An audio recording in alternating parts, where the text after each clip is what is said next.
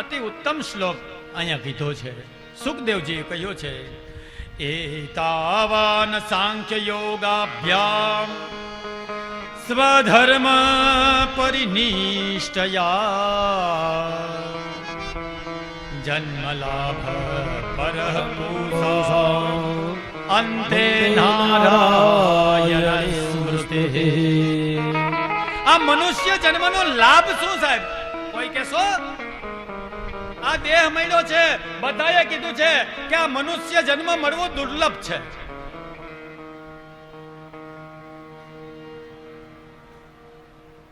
દુર્લભો માનુષો દેશ. આ મનુષ્ય દેશ મળવો એ દુર્લભ છે. દેહી નામ ક્ષણ ભંગુર અને ક્ષણ ભંગુર છે સાહેબ, બહુ સમય નથી.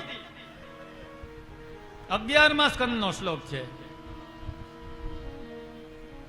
આ મનુષ્ય દેહ મળવો દુર્લભ છે. આ બધા એવું કહે છે, આપણે સાંભળીએ કે મનુષ્ય દેહ મળવો દુર્લભ છે, મનુષ્ય દેહ મળવો, પણ આનો લાભ શું? જન્મ લાભા કહ, આનો શું લાભ? ત્યારે સુખદેવજીએ સીધો જ જવાબ આપ્યો છે, એક જ શ્લોકમાં કહી દીધું, અંતે નારાયણ સ્મૃતિ. મૃત્યુનો સમય આવે ને ભગવાનનું સ્મરણ થઈ જાય ને એ જ મનુષ્યનો લાભ છે. બાકી તો આપણે બધાની જેમ જ છીએ સાહેબ. આહાર નિંદ્રા ભય મૈથુન ચ. આહાર નિંદ્રા ભય મૈથુન આ બધું તો પશુઓ પણ કરે છે. એમને પણ આહાર લેવો પડે, એમને પણ ભય લાગે, એ પણ નિંદ્રા લે, એ પણ વિષય સુખ ભોગવે છે. આપણી જેમ જ છે સાહેબ. આપણે જે ખાવાનો આનંદ લઈએ ને, પંજાબીનો આનંદ લઈએ ને સંજયભાઈ, ઢોસાનો, એવો જ આનંદ ગધેડાને ગદબના ખેતરમાં જ્યારે કૂદકો મારી જાય ને એવો જ આનંદ આવે. આનંદમાં કઈ ફરક ન હોય, એટલો જ આનંદ એને ખાવામાં. આપણને જેમ આવે એમ એને આવે. નિંદ્રા આપણે જેમ આલિશાન બેડ ઉપર સૂતા હોય, નાકોડા ઘડી નિંદર કરી જાય ને સવારે 5 નહીં 8 સાડા 8 ઉઠ્યા હોય. 5 તો હવે બહુ વહેલા કહેવાય.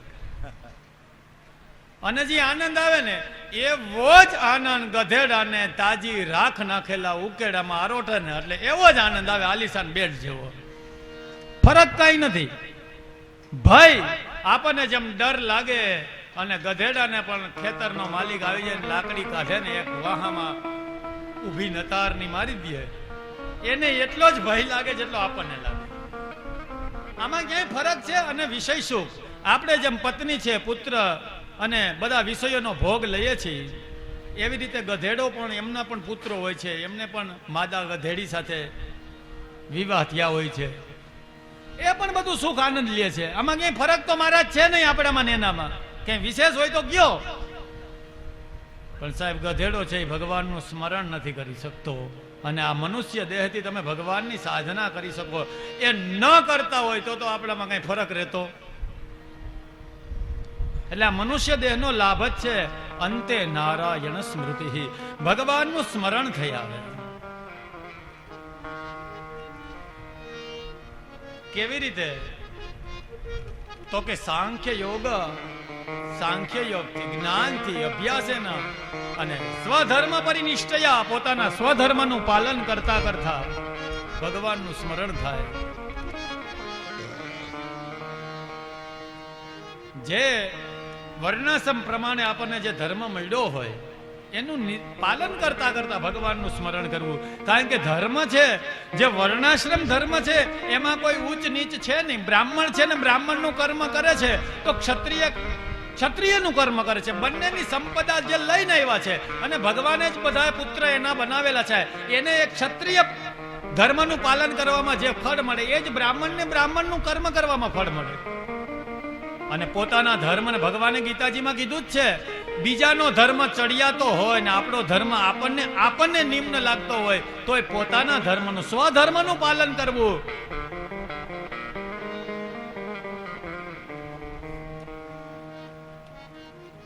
પરધર્મ ભયાવહ, બીજાના ધર્મ છે એ ભય દેનારો છે. એટલે સ્વધર્મનું નિષ્ઠાપૂર્વક પાલન કરતા કરતા ભગવાનનું સ્મરણ કરવું, આ જ મનુષ્ય અવતારનો લાભ છે સાહેબ. સુખદેવજી કહે છે,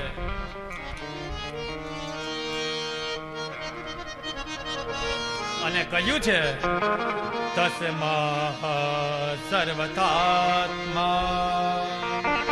ભગવાન ઈશ્વરો હરે શ્રોતવ્ય કીર્તવ્યશ્ચ સ્મર્તવ્યશ્ચેચ્છતાવયમ. તો શું કરવાનું? તો કે શ્રોતવ્ય, નિત્ય સાંભળો ભગવાનને, ભગવાનની કથાઓનું શ્રવણ કરો. સૌથી બેસ્ટ છે શ્રવણ સાહેબ. સૌથી શ્રેષ્ઠ કોઈ હોય તો શ્રવણ છે. અને એટલે જ નવધા ભક્તિ આગળ આવશે. પ્રહલાદજીને પૂછ્યું, હે બેટા હિરણ્યકશ્યપે કીધું શું શીખો? ત્યારે કીધું શ્રવણમ કીર્તનમ વિષ્ણુ. પેલી જ ભક્તિનો ઉલ્લેખ કર્યો શ્રવણ. નવધા ભક્તિમાં પેલી ભક્તિ છે શ્રવણ. શ્રવણથી શ્રેષ્ઠ કઈ છે જ નહીં. એટલે નિત્ય નિરંતર શ્રવણ કરો ભગવાન.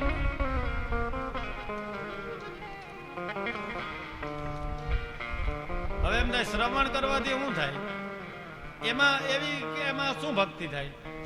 શ્રવણ કરવાથી કેવી રીતે થાય? અહીંયા બેઠા છે, આમાંથી આપણને કોઈ ને કોઈ એક અભિનેતા ગમે કે નહીં? ટીવી સિરિયલમાં કોઈ અભિનેત્રી કે અભિનેતા ગમતો હોય કે નહીં? હા તો પાડો, ગમતો જ હોય ને. મને ગમે છે, એમાં ખોટું બોલવાની તો વાત નથી. મને એક અભિનેતા ગમે, બધાને ગમતો જ હોય. એમાં કઈ એક અભિનેતા તો ગમતો, પ્રિય અભિનેતા હોય ને કોઈ પણ પિક્ચરમાં જે રોલ કરતા હોય, અને બેનો પિક્ચર ન જોતા હોય તો એમાં સાસ ભી કભી બહુ થી એની કોઈ અભિનેત્રી ગમતી હોય, ગમતી જ હોય. આનું કારણ શું? અથવા જે પિક્ચર ન જોતા હોય તો એને કોઈ ક્રિકેટ જોતા હોય તો ક્રિકેટ ગમતા હોય. વર્લ્ડ કપમાં હમણાં એક કોઈ ખેલાડી ગમતા હોય, ગમતા જ હોય, સીધી વાત છે. એને કોઈ દી કોઈને ફોન આવ્યો કે ભાઈ મને ગમાડજો, કોઈનો આમાં સંપર્ક ખરો અભિનેતા નહીં, છતાં પણ આપણે એને ચાહીએ છીએ. આનું કારણ શું? તો કે સતત એ પાત્રો ભજવે આપણે સાંભળીએ છીએ. ટીવીના માધ્યમથી, મોબાઈલના માધ્યમથી સતત એને સાંભળવામાં આવે, સતત શ્રવણ કરવામાં આવે અભિનેતાઓને. એ સિરિયલના માધ્યમથી કે પિક્ચરના માધ્યમથી એને સાંભળવામાં આવે. નિત્ય સાહેબ તમે ટીવીમાં એક કાલ્પનિક પાત્રના અભિનેતાને સાંભળો અને એની સાથે તમને પ્રીતિ થઈ જાય, તો હું એમ કહું કે વાસ્તવિક આ ચિત્રના બ્રહ્માંડના અભિનેતા સાથે કેમ પ્રીતિ ન થાય? નિત્ય સાંભળો, બસ, બીજું કાંઈ નથી કરવાનું. કાલ્પનિક ચિત્રોના અભિનેતાઓને પ્રેમ કરીએ આપણે સાંભળીને, તો આ તો અખિલ બ્રહ્માંડનો અભિનેતા છે મારો કૃષ્ણ. એમની સાથે પણ પ્રેમ થઈ જાય, સીધી વાત છે. એટલે શ્રવણ કરો.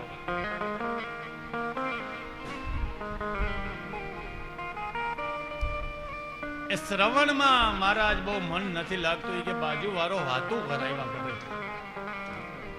તો શું કરવું? તો કે કીર્તવ્ય, તો કીર્તન કરો ભગવાનનું.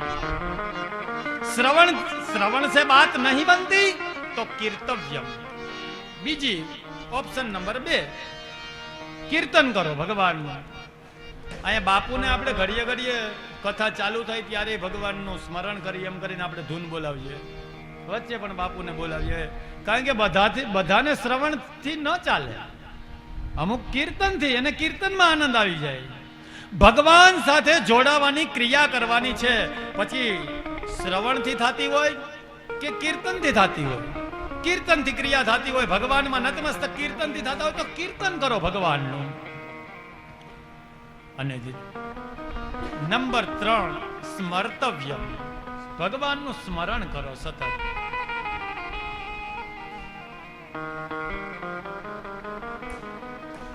એક વખત ભગવાનનું સ્મરણ ખાલી કરી લઈને એટલે તમારા ધર્મનું રક્ષણ પરમાત્મા કરવા માંડે સાહેબ. એટલે અહીંયા 3 ઓપ્શન આપ્યા: શ્રવણ, કીર્તન અને સ્મરણ. આપણે પ્રાતઃકાળની કથામાં કીધું કે શરણ, સ્મરણ અને સમર્પણ.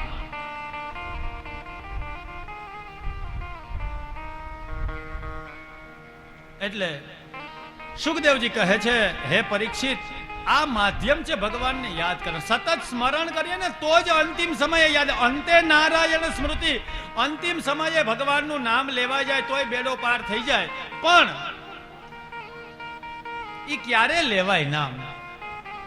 કોક દીક કથામાં ગયા હોય, કોક દીક મંદિરે ગયા હોય, નકર તો પછી તેજુરીની ચાવી જ સાહેબ યાદ આવે છેલ્લે. એ નારાયણની સ્મૃતિ ન થાય. ઘણા કહે કે મહારાજ હવે તો ઉંમર થઈ ગઈ, આટલા વયોવૃદ્ધ થઈ ગયા, હવે તો શું ભક્તિ કરી શકશું ભગવાનની. પણ પરીક્ષિતજી મહારાજને કહે છે કે ખટવાંગ નામનો રાજા 2 જ ઘડીમાં ભગવાનની પ્રાપ્તિ કરી. 2 જ ઘડીમાં. 1 ઘડી એટલે 24 મિનિટ. 24 મિનિટની 1 ઘડી કહેવાય. 2 ઘડીનું એક મુહૂર્ત થાય. એક જ મુહૂર્તમાં ભગવાનની પ્રાપ્તિ કરી લીધી છે. સાહેબ કુવામાં છે ને ડોલ નાખીને સિંચતા હોય. ડોલ સિંચતા હોય. આપણે પેલાના સમયમાં તો સિંચતા ને, હવે તો મોટર આવી ગઈ એટલે ભગવાનની દયાથી પાણી ઉપર આવે, આપણે લેવા નથી જવું પડતું. એ સિંચણીયું હોય, ડોલ હોય, અને આમ તમે ડોલ નાખો ને હાથમાંથી સિંચણીયું મુકાઈ જાય એટલે સરેરાટ કરતી ડોલ અંદર જાય. એ રોકી ન શકાય ડોલ. એટલી સ્પીડમાં અંદર જાય ડોલ કે એને રોકી ન શકીએ આપણે. એ ડોલને જવા જ દેવી પડે પછી. પણ સાહેબ એ ડોલ અંદર ધબાંગ કરતી પાણીમાં પડી જાય, ડોલ ગઈ. પણ એ સિંચણિયાનો છેડો જો ક્યાંક પડ્યો હોય ને હાથમાં આવી જાય ને તમારા, એ ડોલ પાછી આખી નીકળી જાય. આ જીવનનું એવું છે. કદાચ આપણી આ જીવન રૂપી ડોલ સડેરાટ કરતી વહી ગઈ 60, 70, પણ એક છેડો, કૃષ્ણ રૂપી છેડો આવી જાય તો આખું જીવન પાછું સુધરી જાય સાહેબ. આ છેડો પકડવાની વાત છે. કદાચ ઉંમર થઈ ગઈ, હવે કઈ થઈ શકે એમ નથી, પાછી ડોલ કાઢવાનો સમય છે. પણ અંતે નારાયણ સ્મૃતિ ક્યારે થાય કે જીવન પર્યંતમ તમે જેનું ચિંતન કરો એ જ અંતે યાદ આવે. અને જેવી મતિ એવી ગતિ. શાસ્ત્ર કહે છે કે અંતિમ સમયે જ્યાં તમારી મતિ સ્થિર થાય એ ગતિ તમારી થાય. પરીક્ષિતજી મહારાજને કહે છે, મહારાજ આ મનુષ્ય જન્મનો લાભ જ છે,